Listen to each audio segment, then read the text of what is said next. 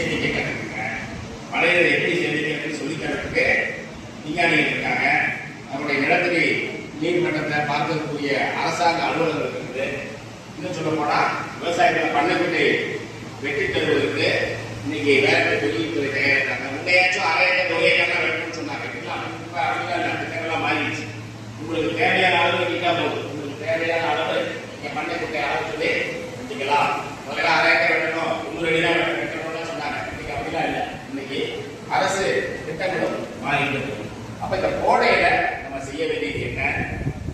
கோடையில நம்ம என்ன செய்ய போறோம்னா, மழையே இல்லை, நம்ம கரப்பையா தான் போட போறோம். அடுத்து குருவதா செய்ய போறோம்.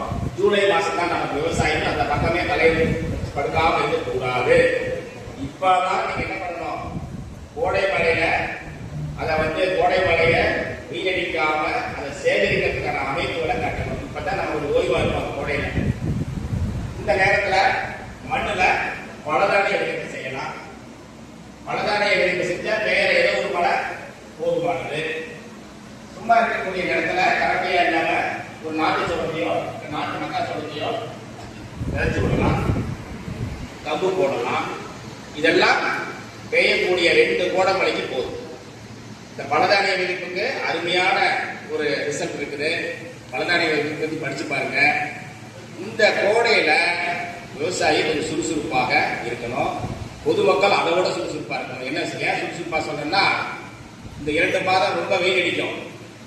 இந்த வெயில் அடிக்கிற காலத்துல தான் நிறைய உடல் வெப்பத்தினால நோய்கள் வரும். அதனாலதான் அந்த காலத்துல இந்த கோடையில நிறைய ஊர் திருவிழாக்கெல்லாம் வச்சிருப்பாங்க.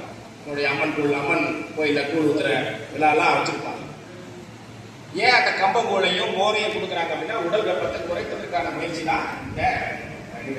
அதனால இந்த கோடை காலத்துல நீங்க விவசாயியாக இருந்தால் மழை நீரை சேமிக்கிறதுக்கு எந்த உங்களாலான ஒரு சிறு முயற்சியை எடுங்க.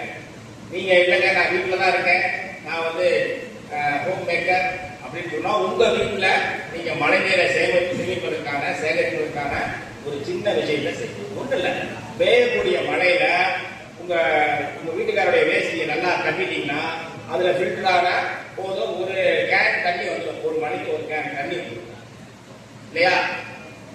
நீங்க எந்த துணியில வேணாலும் நீங்க மழை நீரை சேகரிக்கலாம். நீங்க சேலையில சேகரிக்கிறோம் கொஞ்சம் பிஞ்சுவீங்க. அதனாலதான் உங்க வீட்டுக்கார வேஷ்டியில நான் சேகரிக்க சொல்றேன். அதை கட்டி விட்டீங்கன்னா போதும். கட்டி விட்டுட்டா போதும். அந்த தண்ணி அப்படியே வடித்து நீங்க வைக்கக்கூடிய பாத்திரத்திலையோ அல்லது ஒரு கேன்லையோ தண்ணீரை சேகரிக்கலாம். நல்லா கேளுங்க, இன்னைக்கு காலையில செய்தி 20 லிட்டர் வாட்டர் கேனுக்கு விலை 5 ரூபா உயருது. அடிச்சீங்களா?